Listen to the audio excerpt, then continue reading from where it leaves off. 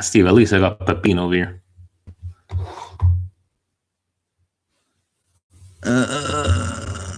Okay, Pepin, you sit over here. Have yourself a beer. When the time gets tough, the stuff gets going.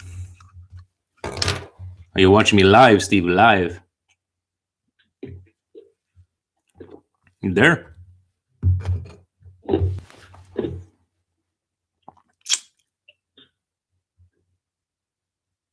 No, we got 3 people watching. Hello, everybody. Hello. Steve is live on the speaker. Yes, we're surprising everybody. We didn't think we were going to be able to pull it off. We tried to pull off split screen, YouTube, Skype, Hangouts. We can't figure out shit. Steve, are you there? I'm here. You're here. I know it's not the same. You're seeing the live comments on your end. I'm trying to find it. You're out on the app?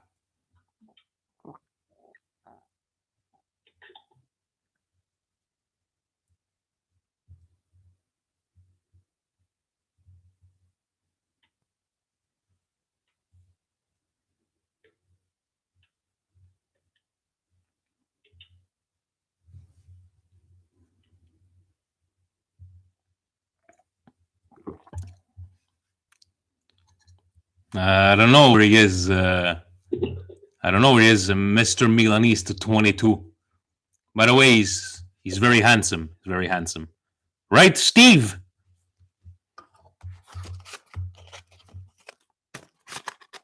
What's up? I'm just saying, you want to talk to this guy. Talk to this guy who's calling you fat. Who is this guy? I don't want to divulge. I don't want to divulge his identity. You know who he is.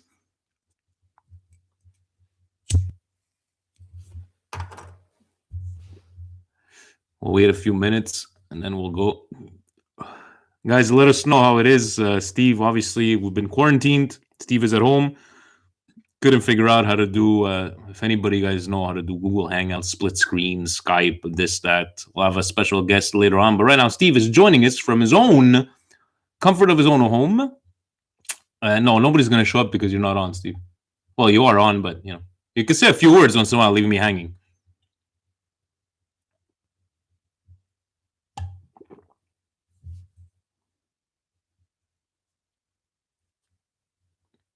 Steve, you got to remember that you're talking to me too. But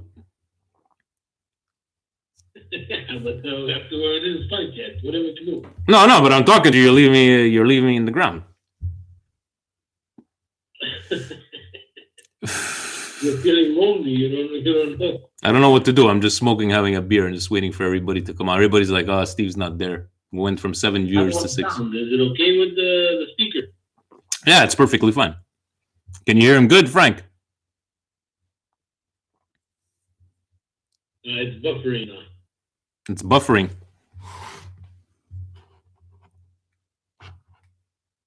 It says very strong connection. What's happening, Liban Youssef?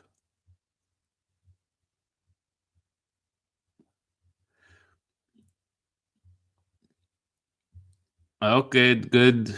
Yeah, Liban Youssef. Steve's live on the speakerphone. On the speakerphone. Called him off the bat phone. Can't make it out. I don't blame him. I do work with the public for the last day tomorrow, which I got laid off as well. But hey, guys, what do you want to do? Coors Light was on special. Might as well stock up. And yes, I drink Coors Light because it's less carbs. Don't at me. All right. We're getting some traction. People are waiting for 8 o'clock. Then we'll call Pete from over there.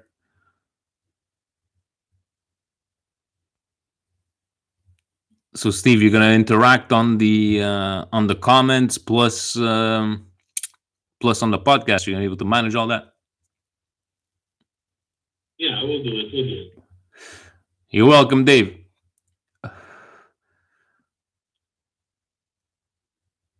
It's okay, Ange. Steve's doing all right. That's what happens when you get self-quarantine with the kids for a full week now. Right, Steve? How you feeling? You lose 20 pounds yet? I can't complain, guys. There we go.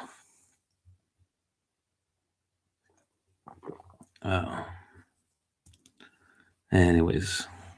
All right, Steve, whenever you want to start. I don't even think we're going to do the music intro this time because I have to hang up with you, call you back. What do you think? And Anthony needed a good laugh tonight, so we'll try to provide him a good laugh with via the phone with you, via the phone with me, via the phone with our guest pretty soon. You let me know when you want to start. Okay, hold on a second.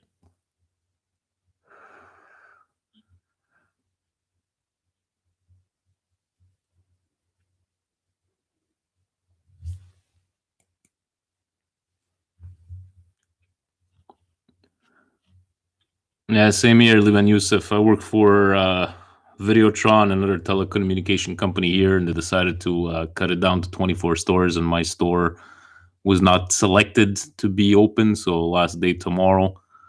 We'll see what they say. Filled up unemployment today.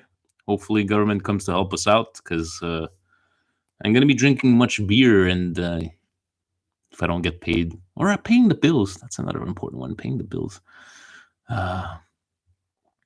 But guys, in the end, don't get mad at what you can't control in life. That's the way I see it. This is a situation we're in. We'll get through it. Andrà tutto bene, as they say, are in the motherland. Let me know, Steve, when you're ready to go.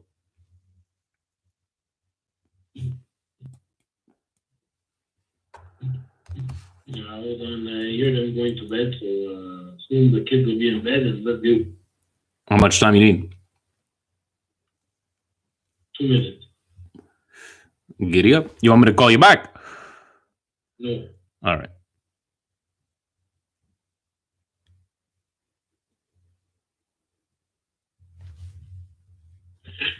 I hear the conversation 2 times because I'm listening to the podcast. Well, I'll put it on mute, no? Guys, if you guys, as long as you hear Steve correctly, we're gonna start soon. Hope everybody's doing great out there. As best as the situation that we are all in, some worse than others. But I think it's important to talk about what's going on in all our lives. But I believe it's also important to just take a break for half an hour, 45 minutes, and talk about our passion, our love for Milan, and what's going on, the little that's going on. But hey, we'll still take the time and try to provide you guys with some sort of entertainment. Hey, I guess we'll be doing a lot of cleaning this week. That's about it. Watching a lot of movies. Netflix, Amazon Prime. What else do we have out there? Disney Plus. CNN? No, CNN. No offense to American listeners and viewers. No. Yeah, let's go. You ready? All right, Steve. Well, here we go. Cari amici sportivi, welcome yet to another edition of the Milan Weekly Podcast, the social distancing edition. Vinny T, Stevie P, live from the speaker. Hello, Steve. Hello. Steve is, and we were not professionals. No, you pretend to be. See, it's like if he was here. Pepino's taking a spot for now. Guys, as you know, for many of us here in Canada, especially Quebec, kind of ordered to really kind of a lockdown. I do work with the public. I do take my precautions, but Steve, in a very, very understandable decision, let's stay home and let's try to figure it out. So we thought we were going to be able to do a split screen kind of thing, but we're not that smart. So if anybody out there knows how to do a split screen, Hangout, Skype, Steve, I don't know, maybe we'll do a Telegram next time with Presidente. What do you think? We'll have to do research and development with Presidente for sure. He knows how to do it, but tonight he wasn't ready for this. It caught him by surprise. So, in that manner, we do have a live guest coming on soon, Pete Aquaviva, which I'm going to let him introduce himself and all that stuff. We're going to talk about, what's going on, and still completely live. He didn't tell us the stories, but before we get to that, Steve, for our entertainment and pleasure, what do you have for us this week? Can you maybe take the time and paint us a picture, bring out your inner Bob Ross on how Presidente has been the last couple of days? President, the guys, to be very honest with you, he's been very calm, cool, and collective. He's been panic buying.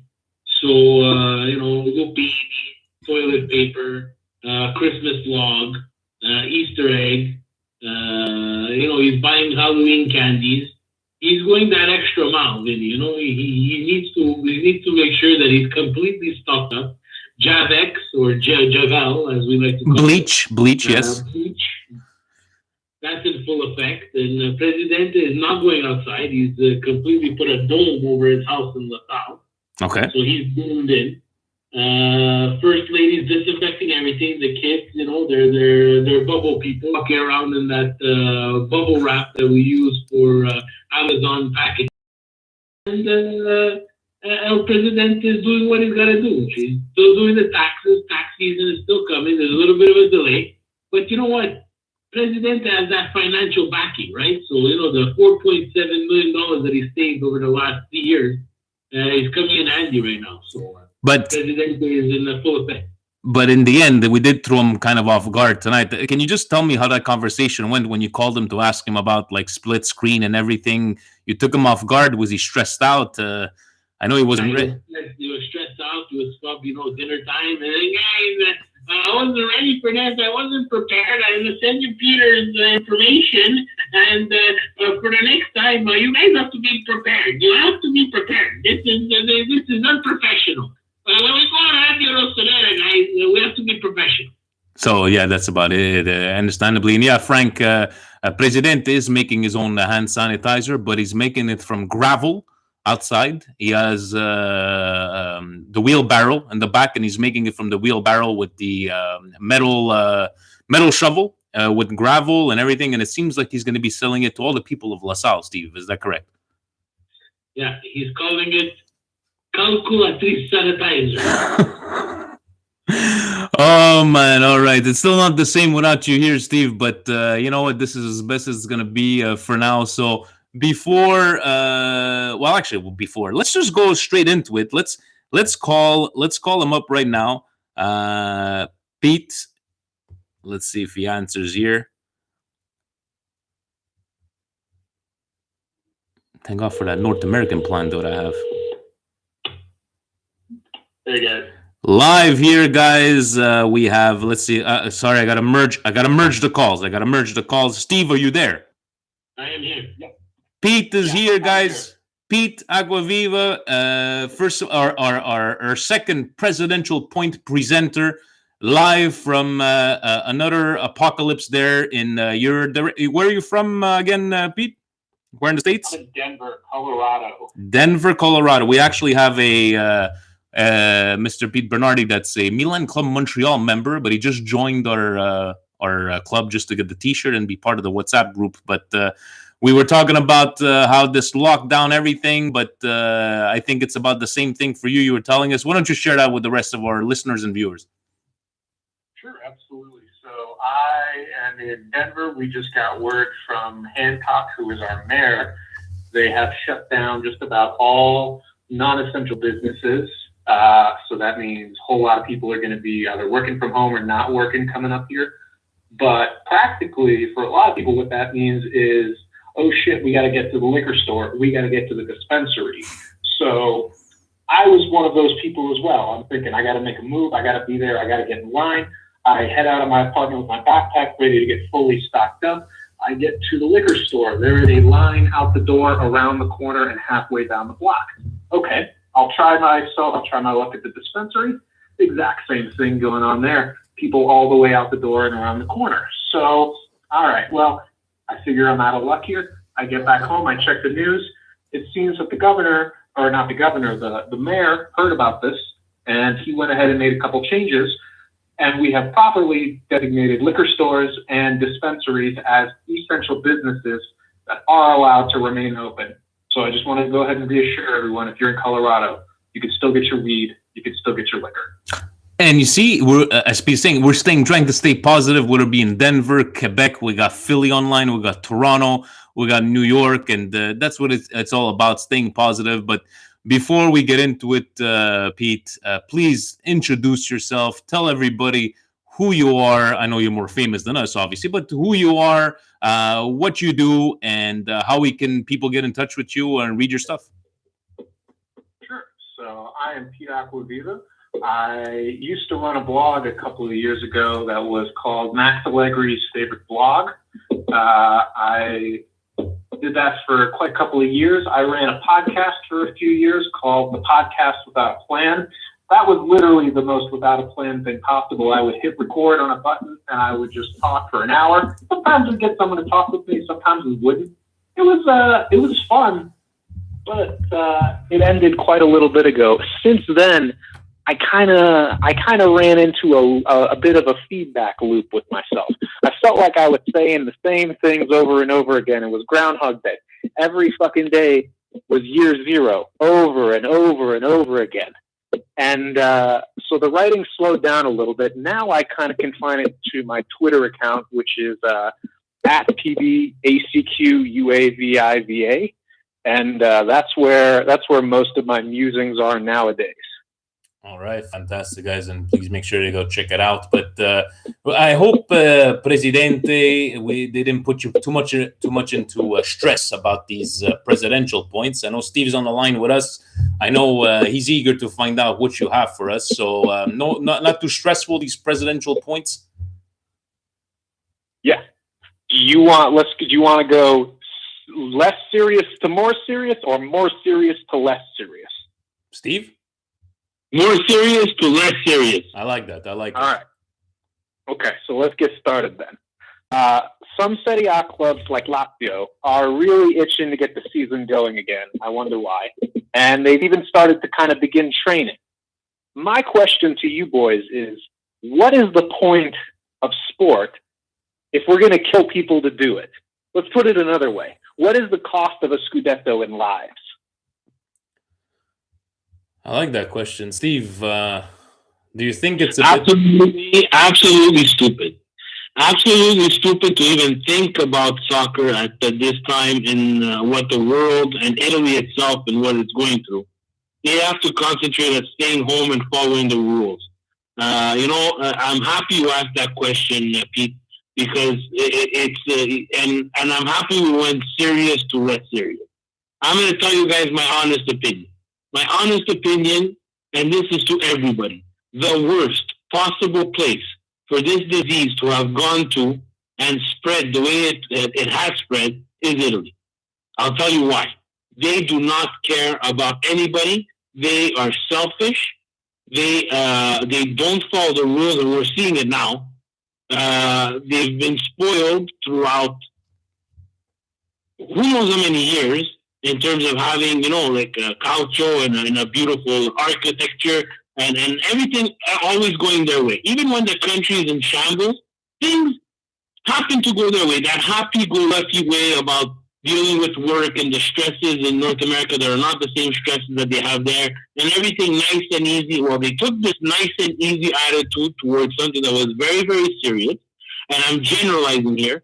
And I'm generalizing only because we have the slogan, everything's going to be all right. Andrà tutto bene.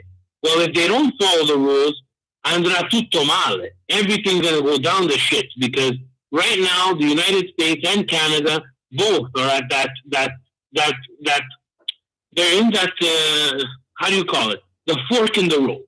We either go Italy way and we spike in terms of contamination and cases because we don't follow the rules, or we go China and South Korea way, where they clip the peak of the disease, and we can not go back to regular life right away, because look, let's face it, guys, it's going to take us some time to get out of this, but at least cut that peak so that, yes, maybe the people that are getting affected and that are hurting from this are older people, but at least we could save some people, so that they're even thinking about soccer. And you know what? There was Di Laurentiis that said, I don't care, my team's going to train.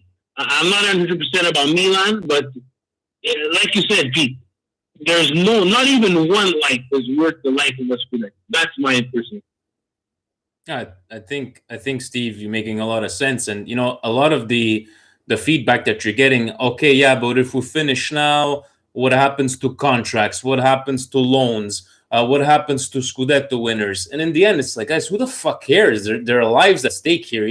Forget the news that we got Maldini and his son that got it. And, people, yes, I understand they'll be fine. He posted a video today. But, it just seems that the way it's been spreading and people seem the only thing, if you got to bring it back, you got to bring it back for the love of the sport. But in the end, if you're going to put people's at lives, and who cares about, what's going to happen to the loan of Suso and what's going to happen? Who cares about all this kind of shit, right? In the end, we'll deal with it when the time comes. Pete, what do you say about all this stuff? I know you asked us the question, but where do you stand? This is a job. This is a job. This is nothing more than a job. Sure, a lot of people get enjoyment out of this. We're on a podcast talking about it. We wouldn't be on a podcast talking about great accounting moves that happened.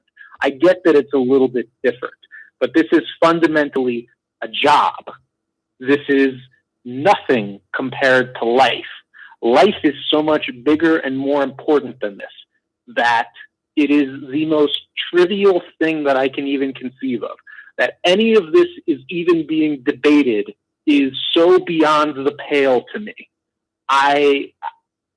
If you think that winning a Scudetto or finishing a season or something like that is that important, I think you radically need to evaluate your life and what's going on in it. Because people, life and death are real. Football is not real. This is a game. A game. It's insane to me. Yeah, it's insane. And you know what, Pete? I think it's Brescia's owner, Cellino. Cellino has done some really stupid things throughout the season, but his quote this week was great. And he said, if someone wants this damned Scudetto, tell them to have it. He's like, I don't even want it. And it is damned. If they even decide to come back, Pete, we forget, we get lost. And I'm guilty of it myself. Like you said, I get lost in this fantasy land. I love Mercato. I love that fantasy of who's going here and who's going there. I love the drama. It's not good for my health, but I love Milan. But let's face it, like you said, would they care? Would they care about us as much as we would care about them? That's a good point. Like I said, we're not on an accountant podcast. So it's clearly a one-way thing. It's a fun job that they do. It's a fun sport. It brings people together. There are very, very many redeeming values to sport. But when you lose sight of the fact that it is sport, that it is entertainment, and that it is a job, it means nothing compared to life. 100% on that one. Great first question, serious question. And David Fante says he's appreciating seeing my ears. They're lovely ears. Thank you, David. What else you got for us there, Pete? Okay, so next question for you guys. Looking back at Berlusconi's sale of the club, did he abdicate his duty to transition the club reasonably by doing only enough due diligence on Yang Hong Lee to know that he could pay him what he wanted, but not enough to due diligence to know if he could do anything once he bought it? He's coming with the tough questions there. I like it. So you're saying that his due diligence was minimized, that making sure he's got the money to do it and not seeing the whole plan through, if I understood correctly? Yeah, so I'm saying if Silvio Berlusconi did enough, looking up of Yang Hong Lee to understand the kind of money and the kind of loans he would have to take out to do this, clearly he could have seen what was coming 6 months down the line. How long did he own the club before he defaulted? Less than a year? I think that would come out if you have any reasonable sort of vetting. So my question is, did he not bother to do the vetting to get to that point? Or did he do it, see what it was, and say, fuck it, I'll get mine? Steve, I'm going to go on this one. I'm going to say I think Berlusconi in the end, and as a businessman, you guys might find this wrong, but as a businessman, he made sure he got his money.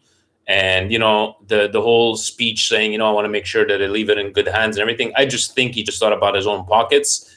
I think he sensed what was coming. And in the end, he just wanted to, leave and take the money that he can recuperate. On the other end, it's like, all of us were fooled by Yang Hong Lee. I believe one person that was not fooled at the time was maybe Raiola, Maldini, that, we're still wary of, getting into this whole project. But I think, and again, it might be morally wrong, guys, but in the end, he did for as a businessman. And we keep on talking about nowadays, football, calcio. Stop thinking "Lere della bandiera" are over. Stop thinking people are thinking with their hearts. They're thinking with their pockets. So I truly believe that he saw the light at the end of the tunnel for his benefit and not for the benefit of Milan, the way they're going to be in the coming years. That's my personal opinion. Steve, what do you make of all this? Guys, I don't know. I was personally really fooled by this Yang Hong scenario there. So, to be very honest with you guys, again, like we talked about business on the topic, on the point before, we'll talk about business now. He did, in terms of what he had to do business-wise, and, from Finvest and his financial corporation that controlled all of Berlusconi's funds, he did what they asked him to do. They said, Silvio, you're in the red. You obviously they were not going to be able to buy themselves out of problems anymore with the financial fair play. Cut your losses. But you know what, Pete? I'm happy again. This is another great question because it gives me a chance to give my conspiracy theory. Okay, here we go. Could it be that in 2017, getting close to 2020, that $100 million operation like this, and we have here Milan legend saying, and when you sell a company, the onus is on the buyer to do the due diligence and not the seller. I call bullshit to that, because if someone's going to shell out $300 and something million as a buyer, I'm going to do my due diligence. And if I am selling a company for $300 and something million, hundreds of millions of dollars, I'm going to do my due diligence to make sure that he's going to pay. So the due diligence was done by Berlusconi in terms of that he was going to make sure that he was going to get paid. Either it was going to come from Yang Hong or Elliot. Elliot, being the ever so advantageous one, maybe did his due diligence and said, you know what? Maybe Yang Hong Lee is not going to be able to pay me. So I'm going to get this club at a fraction of the price, and whatever I sell it for, I'm going to probably make money. I think Berlusconi needed to bring back dirty money from Asia. I'm 100% convinced about that now. I was not before, I'll be very honest with you. But it seems too perfect that he got his money and then he rode off in the sunset, and then still continues to talk about how much he loves Milan and how much he dislikes what they're doing now. But I don't know. What do you think, Peter? Am I just fishing at fish that don't exist in the sea, or do I have some sort of reason here? How about this? To bring on to your point, Pete. Like, there was that whole, if you didn't make that payment at the end, he was gonna, lose Milan. And I think they compared it to, like, if you didn't make like $100 minimum payment on your credit card of $5,000, you were gonna lose the $5,000, and he still didn't make that payment. Do you believe in this whole conspiracy? Where do you sit on your question? So, okay, so first thing on the conspiracy, he needed to bring dirty money back from Asia. I wouldn't doubt that. I wouldn't put it past this man. This guy has no problem having sex with children. Why is he going to have a problem with laundering money across the globe? Not an issue for him. Morality is not on the table. It never has been with Silvio. That's fine. Milan fans were always willing to overlook it, whether it's him embracing the far right, whether it's some of the bullshit he tried to pull as prime minister, whether it's some of the mob shit that nobody ever fucking talks about. We're willing to sweep it under the rug because he did great things with the club and because he was successful with it. That being said, I think he took that to heart by himself. I think this guy said, I've done enough. I have given so much to Milan. Milan was, he would say, Milan was nothing for me. It was small fish. I turned it into a big fish. So when he gets that point of view, when he thinks I've done this, I've earned this, of course he's going to find his way out. Of course he's going to get his money. I think he knew exactly what Young Hung Lee was, but I think that this got him what he wanted. Yeah. And he's always somebody that gets what he wants. Pretty much. And hello to Tommy that's joining us directly on the live chat. What's happening, Tommy? Hope you're doing well over there with the family. But I like where this conversation is going. And Larry, I know you're worrying about me, how much I drink and I smoke, but these are hard times, and I just drink and smoke this much whenever I'm talking with you guys. It's cigarette after beer, beer after cigarette. But thank you for looking out for me, Larry. What else do we have there, Mr. Pete? I like where this is going. I think we should have you on a bit more often, but go ahead. Hey, feel free to give me a call. I got 2 more questions for you. All right. Now, one more serious and then one more not so serious. First question. When does Elliott sell Milan, and will they give up on the rebuild before that happens? If other people couldn't solve this problem over years, why can they?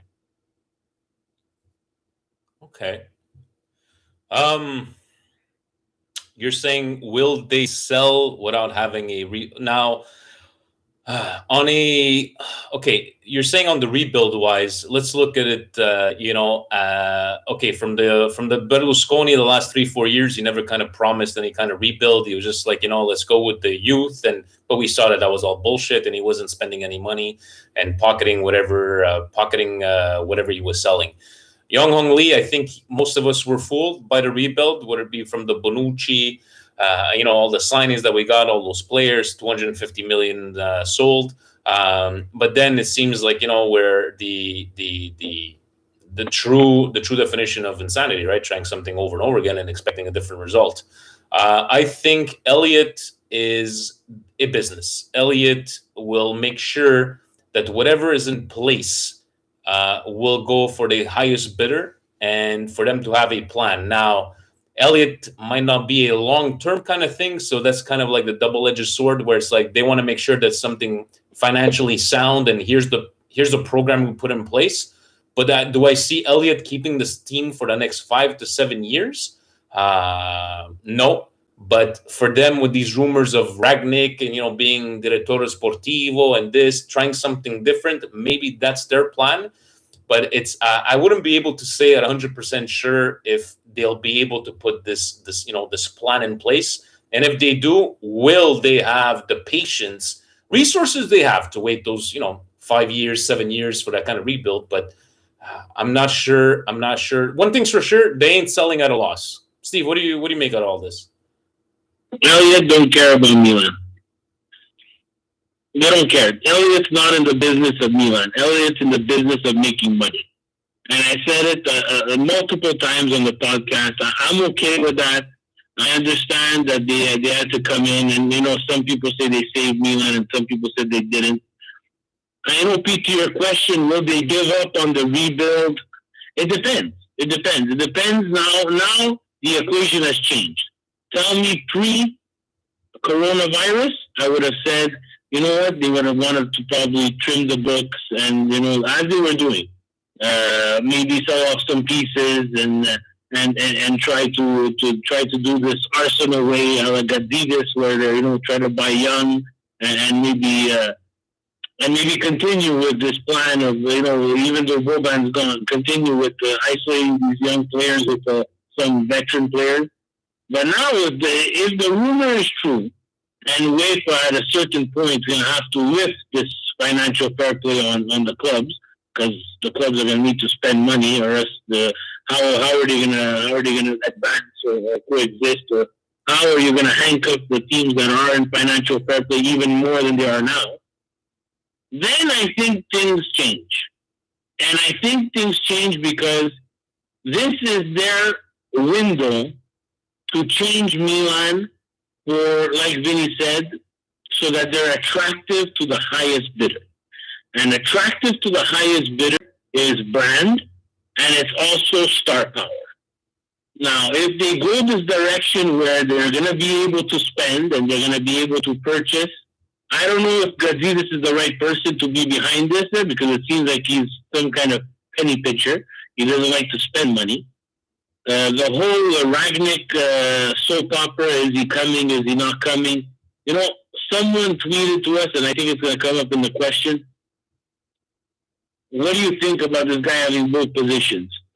I think that, like Vinny said, hey, maybe they're trying something different, but I think in the background, it's more along the lines of we want to trim and we want to see how we can rebuild this to make this more appealing. Because right now, Milan is not appealing. Correct me if I'm wrong, guys. I'm going to be the unpopular opinion or the popular opinion. We're not. Milan is not attractive at all.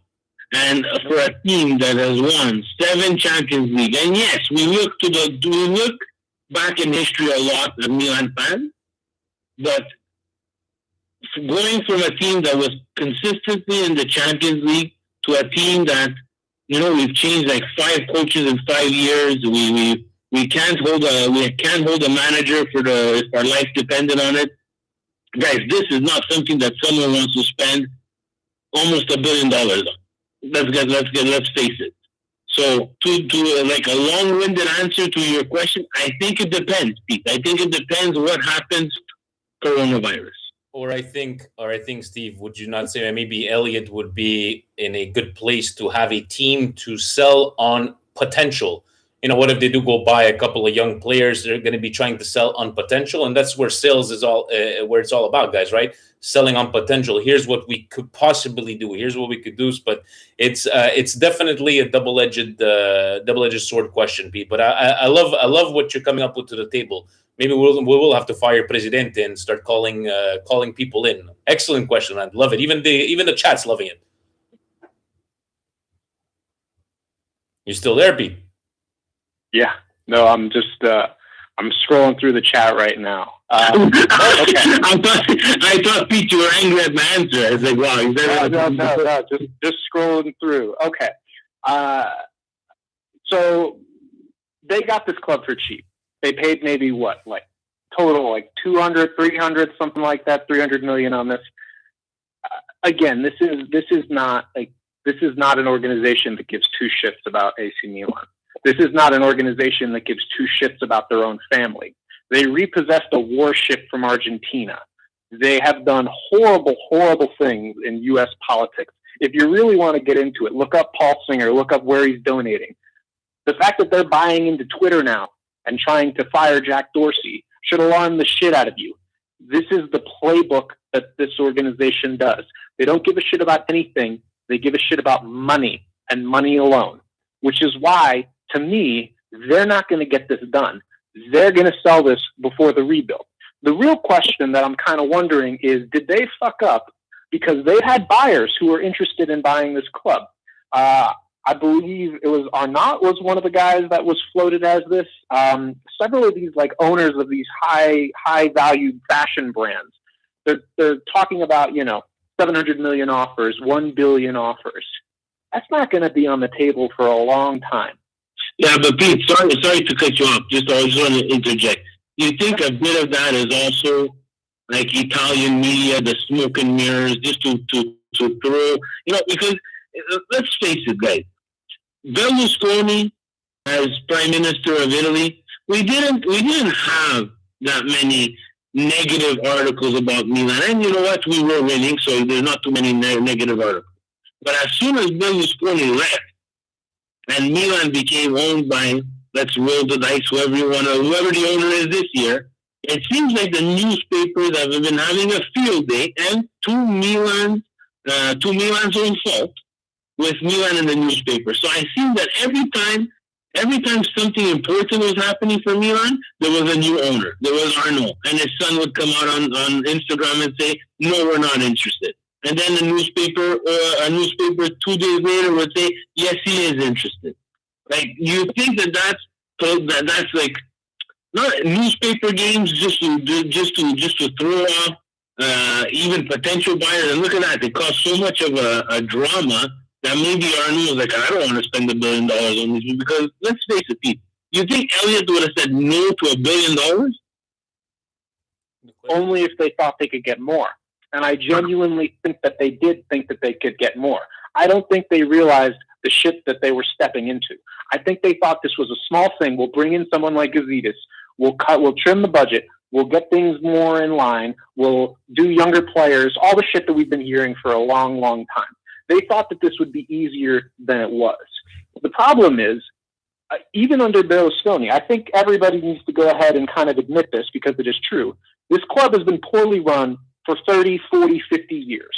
The reason that they were able to win is because they had the financial ability to do it. It's not because Galliani was spending the money well. It's not because the ideas were good, because they weren't. It's because they had the capital to do it, and they did it at a time in which other clubs did not have that same kind of spending power. Then, when that went away, you have a dysfunctional organization, steeped in history, steeped in expectations. You have all of these people, all of the fans. You have everybody, the media, who is like, this is a storied organization. This is a wonderful team. Look at the history. Look at the everything. Look at the reality. This is a mid-tier club with some wonderful fucking history now. It has been a mid-tier club for more than half a decade. Nothing that they have done has moved the needle one way or another. Nothing. And I don't think that there's no magic wand that anybody has that is going to fix it. It's not Rangnick. It's not, it wasn't Boban and Maldini.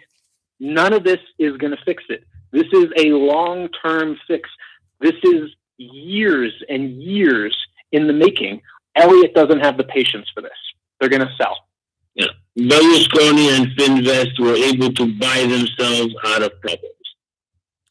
It's simple. They never invested.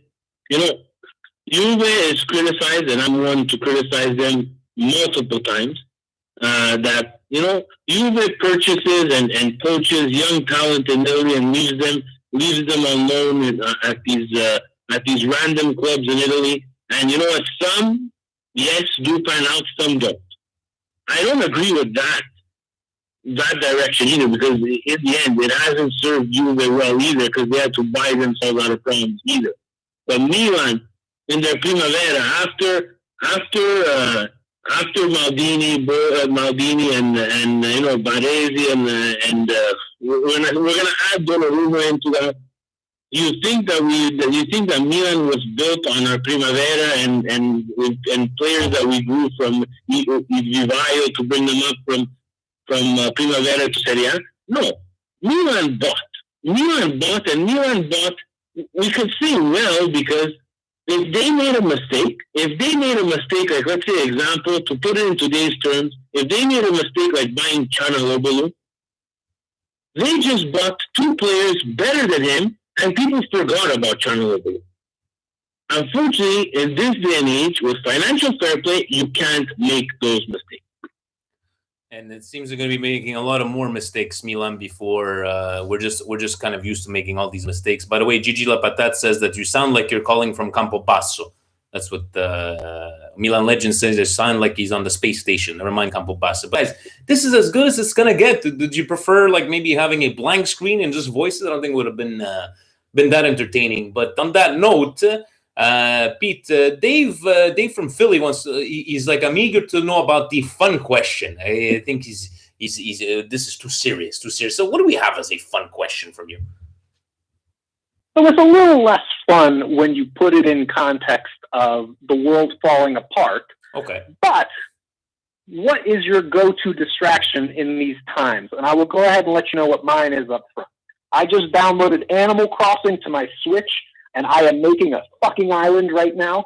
And additionally, to get my soccer fix, I'm playing some Rocket League, both of which require an infusion of cannabis in order to maximally run here. So my question is, what are you guys doing? All right, I like the way you go about things, Pete.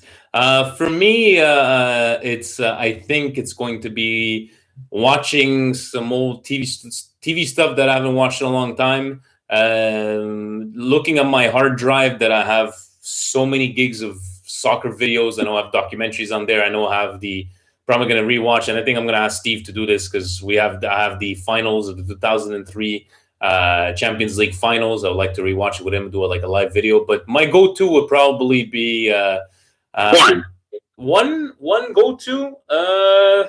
Honestly, right now, just catching up on videos. Yeah, that's about it. Steve, you? Vince is lying, everybody. Vince's gonna watch some nasty porn, and he's gonna pass his nights with the different supermodels. All jokes aside, Pete, for me, put the kids to bed. Long day of work, can't complain. But after a long day of work, I like to take myself either a nice vodka, chilled vodka, nice with a bit of soda. Maybe dibble dabble in the cannabis. I'm not a big cannabis smoker. Every time I do something like that, I just don't remember. I can't get off the couch. Or I eat everything that I have in my fridge, which unfortunately I can't do this time anymore because I need that food. And my son has a Switch, like you said, so I'm playing LA Noire, which is from Rockstar Games, set in the 1940s, trying to help him kill some old timer. What else are we playing now? He's played Minecraft. We just got him one of those monster truck rally things. My kid is like a redneck. No offense to any rednecks, but he loves damage, he loves destruction, and he loves monster trucks. So I'm playing with them when I have a chance. I thought, Steve, you were gonna tell us that you taught him how to play tombola. He knows. He plays bingo. He doesn't call it tombola, but he plays bingo. He plays bingo. All right. So at least we have the cannabis, some bits, some more. We have that in common. We have our love of Milan. And, Pete, I want to take the time to thank you very much for calling us in live from Denver. At least it's not a state of emergency because still liquor stores and the dispensaries are open. Again, thank you very much for all your questions. Love them. And definitely going to talk to you soon because we might have a lot of time on our hands in the next couple of months. Yeah, but I want to add something to Pete. Yeah, of course. Pete, for you guys, I don't know why they closed the alcohol shops and the cannabis stores. For us, it's partial lockdown, and those stores are essential services. In Quebec, they don't lock down those stores. So if ever Denver doesn't suit you anymore, we'll make you speak the Francais, and we'll bring you over to Canada. That's it. That's I'm interested, but listen, they realized the mistake right away.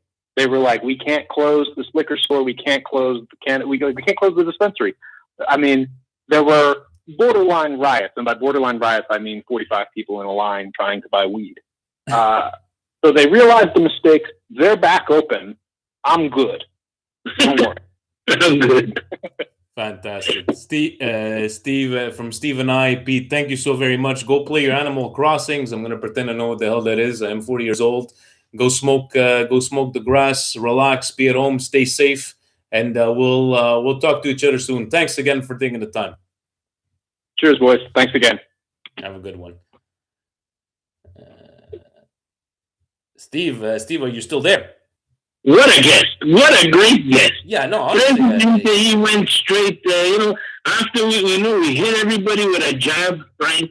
Now we jab someone else with Pete from Denver.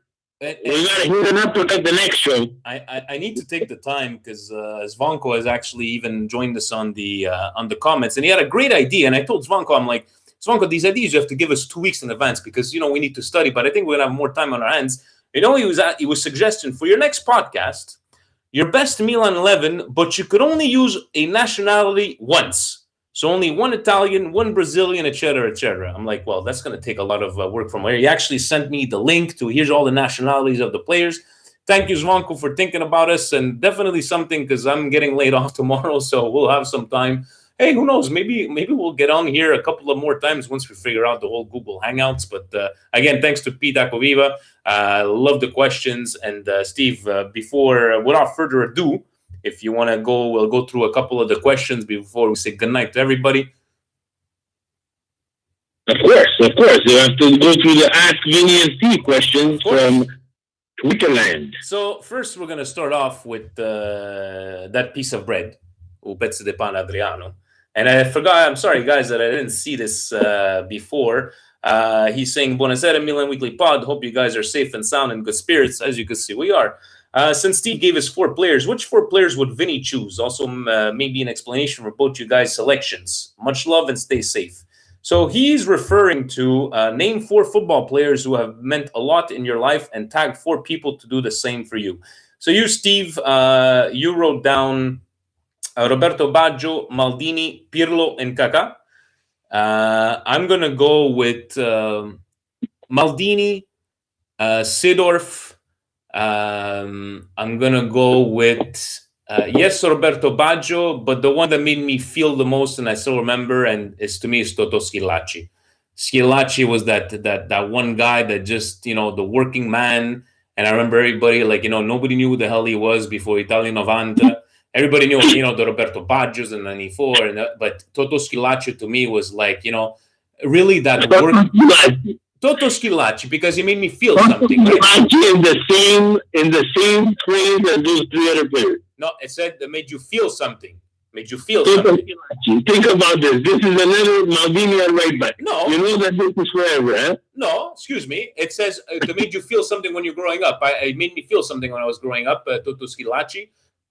What's his name? Inzaghi made me cry. Seedorf has made me cry. And Maldini's made me cry. So there we go. And Toto Schillaci after all those 3 players. Yeah. Because he's a fond memory of mine. That was the question. It's not who was the best player. It's fond memories. Go ahead, Steve. Why don't you explain your Roberto Baggio, Maldini, Pirlo, and Kaká? It's very simple. Roberto Baggio was Nazionale. Pirlo was Milan. Kaká was Milan. And Maldini was Milan. It's not more complicated than that. Yeah, but if you read the question right, that's what he meant. Yeah, but because it's from 1990. I was 10 years old. It was the first big star. And Tommy says Schillaci era cornuto, Lentini si scopava la moglie. Love it. What else do we have? From T. Pepperoni, do you think the virus situation is a blessing in disguise for the Milan season? Obviously, very sad situation, but it does mask a lot of the issues and stories at the club. A blessing in disguise, yes and no, Steve. Is it maybe because, it's like right now, the problems, we're going to put them aside. We're not going to think about them because the problems aren't going to go away. They're prolonged. It's a terrible situation. I understand where he's coming from for his question there, but there's no way around the T. Pepperoni to answer that I could say, yes, it's a blessing in disguise. Too much damage, too much... Just too much pain and too much suffering and hitting home close to here. People that are close to you, that are losing their job and financially impacted by this. And no, man, this is like people saying, man, this is, for them, it's a job. Their job right now, Elliot and Milan, is to right the ship of the company that is AC Milan. So blessing in disguise, like Vinny said, the problems will not go away. And no, I say no. I say this is a world problem. It's not a Milan problem. Leo Yasiki, he's asking a tough question. I'm not sure we're going to be able to answer this, but he did say, I would like to hear your thoughts. Great show, guys. If you were giving the job like Ragnick, total control, what would you do with our club in the summer? Seriously, I know it's a big question, but try, please. Thank you for the kind words. I think, honestly, if I was Ragnick and taking total control of the team, I think the one thing I would aim for in this team, which we have not seen for this past 7 or 8 years, would be consistency. I do not care if the consistency is in the back 4, if the consistency is in the coaching staff. They need to be some sort of consistency, and that's that one lacking point that I've seen, changing starting players, paying players 35 million, not making them start. It just seems like there's been no consistency and putting something in place. I wouldn't be able to name you players or anything like that, but really putting in a plan in place, elevating to that actual plan and maintaining that plan, because reaching that plan is one thing, maintaining is a completely other. That's my take on that one. Steve, how about you? I can't disagree with your answer, Benito. And we've said it and talked about it multiple times, whether it's on the podcast, at the bar, wherever, with fellow Milan fans. And we touched on it a bit on Pete's questions. this team has not been run properly for a long time, and we have to take a step back and we have to admit that that's one of the major problems of Milan. You know, but there is a light at the end of the tunnel. You know, like Inter was not run properly either. We had Berlusconi and they had Milan. You know, there was thousands and thousands of social media tweets that came out when social media got hip and cool of how much money Moratti spent and got nothing for it. In the end, his legacy is the treble. And for us, our legacy is a 7 Champions League. But they found a stable owner who created some stability, at least in the ownership, and that stability filtered down to the coach and the players, and hopefully hopefully, I hate them, but in the end, well, they created enough stability to get back to Champions League, get out of financial fair play, and right the ship. So if I have that one and all job, I can't disagree with anything that Vinny said. But for me, one of the things that I would do is I would address our major problem, which is the midfield. That would be one of the buys that I would make, is someone impactful in the midfield who is proven, who I need to spend money on, who if I would have had the 220 million that they spent on 11 players, I would have probably took maybe half, if not more than a quarter of it or more, and spend it on someone who could have made that impact change on my midfield. And I think Milan would have been in a better place with less buys. But, you know, again, fooled, Monday morning quarterback, whatever cliche you want to hear. I agree with Vinny. It's a plan, and that plan is consistency. We're going to take one question from obviously our friend that Snake Francis, who I hope he's doing very well at home quarantine. It seems that Fiorentina have shown interest in Paquetá. Which Fiorentina player would you want? Would you include him in a part exchange deal for Chiesa or Castrovilli, assuming both will want to come and play for Milan? Francis, the question is, right, who the fuck would take a swap deal for Chiesa for Paquetá? I seriously doubt it, because Chiesa's worth a lot more money than that. But if the question is like, yeah, I'll take a swap deal with the Chiesa, or a package deal, I don't know, a couple of million with Paquetá. You, Steve? I have to agree with Petro De Pano. Just put Castrovilli. I pronounced his name right, I think. If yes, not, too bad. I think just because, I don't know if Chiesa has run out his time at Fiorentina, but I see Chiesa a little bit on the decline. And I see Castrovilli a little bit on the rise. And if I know, and I'm realistic with Elliott, Gazidis, and their plan moving forward, I think Castrovilli is a player who they can build and probably sell at a higher price later on. For Chiesa, I think he's made it clear that he doesn't want to stay at Fiorentina. He's been a professional about it and has stayed. Chiesa looks like someone who wants to go maybe to Juve, which I think that would be a terrible move for him. It would be Bernardeschi 2.0. But hey, Chiesa, I think he's a bit on the decline, and I would go with younger and a little bit more raw Castrovilli that we could mold and hope and continue to cheer for with a Nazionale, but wearing the red and black as well. I love your point on there. And I don't know if you're seeing on the comments, Steve, Juan Carlos Martinez saying, thank you, Vinny and Steve, for making the effort to keep the show moving forward despite the difficult situation. Someone from Tijuana, Mexico appreciates what you're doing. Grazie mille. Thank you for coming on, and we're going to try to find a better solution. I will still have to figure out how me and Steve can do a split screen live from our homes, and Steve sounding like he's not. Supposedly, Steve, you're sounding like you're in orbit, sounding like you're from a space station. But in the end, Steve is here, and that's what's important.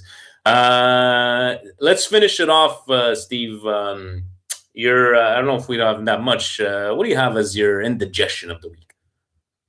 Stay home. Stay home, you goddamn Italians. Stay home. Stay home. The rule, you know, when the mayor of your town has to go on social media and bitch slap you guys out and really take you through the trash of how disgusting you are that you're not following the rule, that's a major problem. Yeah. Stop being entitled. Stop thinking only about yourself. Stop thinking that, I'm young.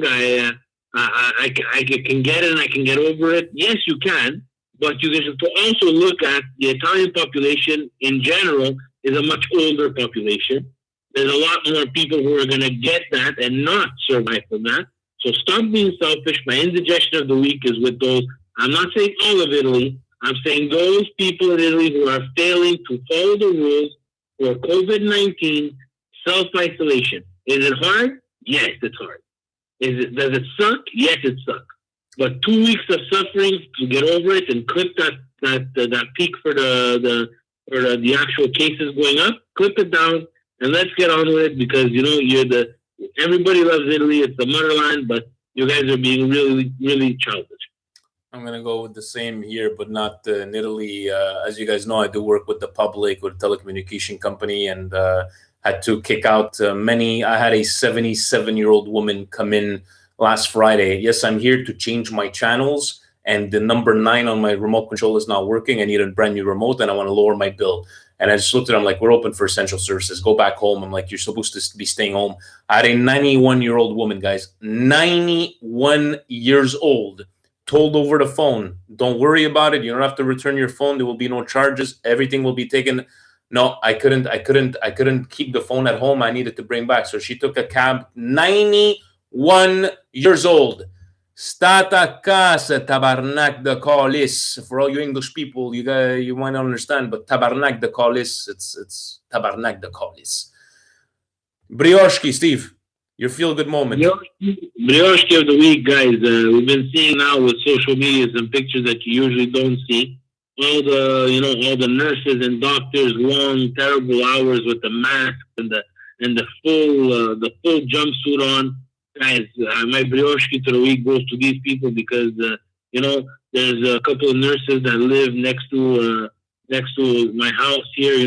One is Jen, it's Pizzeria Vesta's wife, and she's doing long hours, and and him as well as a business owner, things are not going well. So my heart and my brioche of the week goes out to those people because together we have to stop the negativity. We have to help when we can help. Support local businesses. And especially look at them. One's a business owner, one's a nurse. Like they really touch both ends of that double-edged sword where the wife is working and it's tough. You see the pictures, the mask for how long they're wearing the mask. It's engraved scars into their face, into their nose. And then you have people that are not staying home, right? And they're not following the rules. So. I myself was guilty of that as well. Tonight I was getting ready to get in the car and go to Vincent's house, and my wife's like, well, where are you going? Where are you going?